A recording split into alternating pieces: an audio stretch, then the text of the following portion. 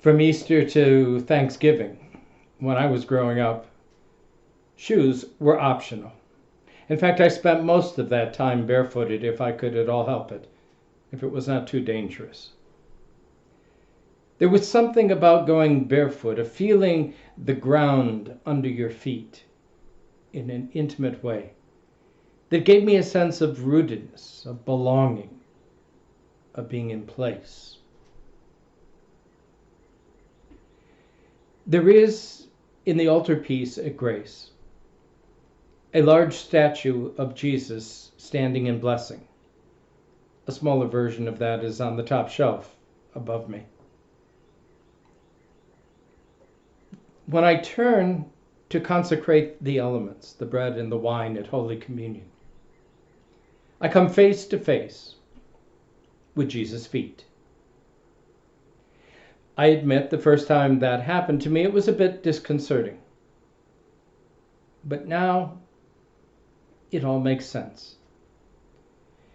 Because there is perhaps nothing in our ritual life together that speaks more of the rootedness of Christ in the world than his embodiment in bread and wine, his sharing of his body and blood with us. Mystically, intimately. It is where God encounters humanity face to face, or perhaps foot to foot. A rootedness, a belonging, a place. On this day, the church pauses to remember Jesus washing the disciples' feet as a sign of servanthood, as a visual image of the commandment to love one another. It is where we as church are most rooted in the world, when we serve one another, when we express our love for one another, whether they be family or friends or parishioners or strangers, makes no difference. We are called to love as Jesus first loved us.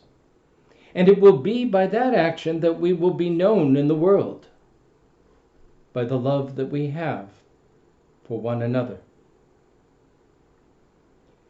It has been somewhat humorous going into this Holy Week to listen to pastors wring their hands about what they are unable to do.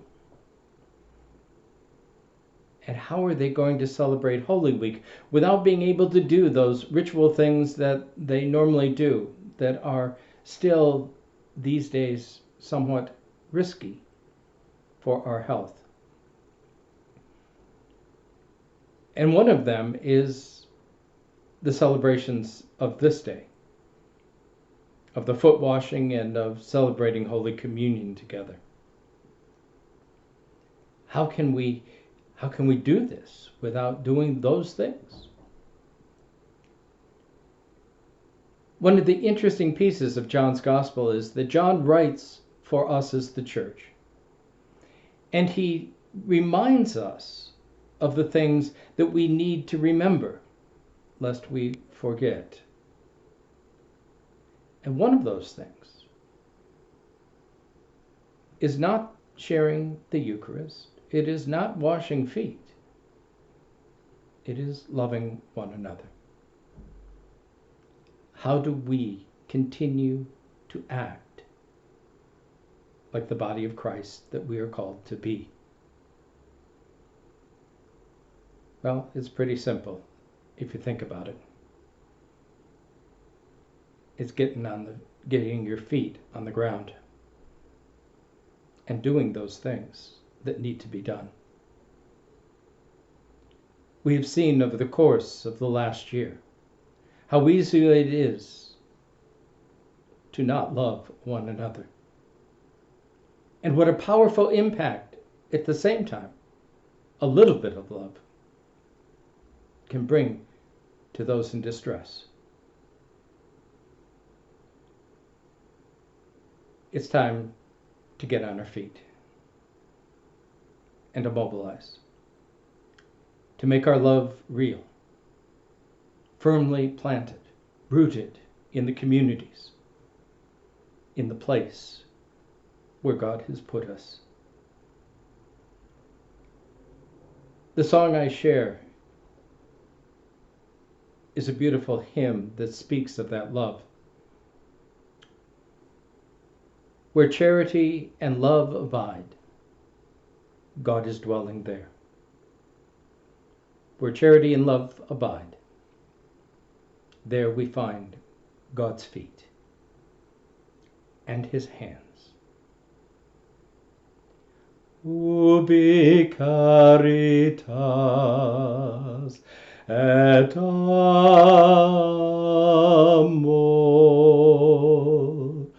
ubi caritas Deus ibi est, ubi caritas et amor,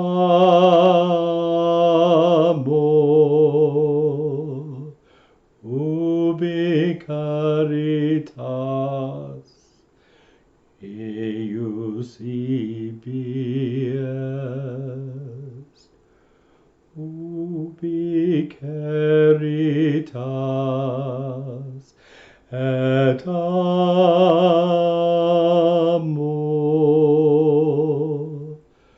ubi caritas